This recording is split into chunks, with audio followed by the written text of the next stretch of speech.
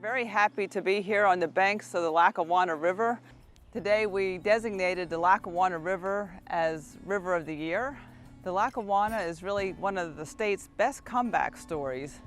In Pennsylvania, we have a strong need for rivers restoration as well as protection of existing clean rivers. It's a big river.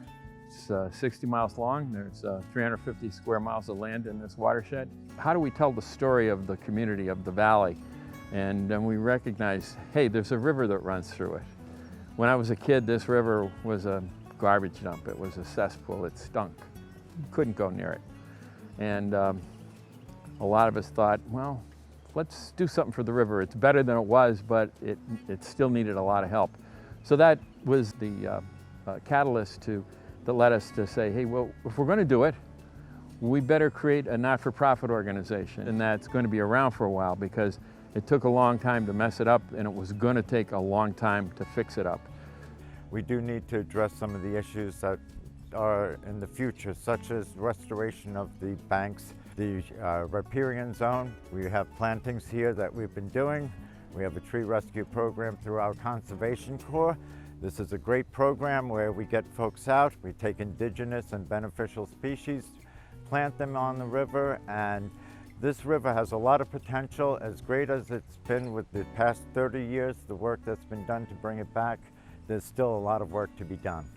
There's a big difference between a clean river and a dirty river. A dirty river divides communities, it keeps people away from natural assets. A clean river brings people together, brings people down to the river, unites communities, brings back quality of life, and improves property value.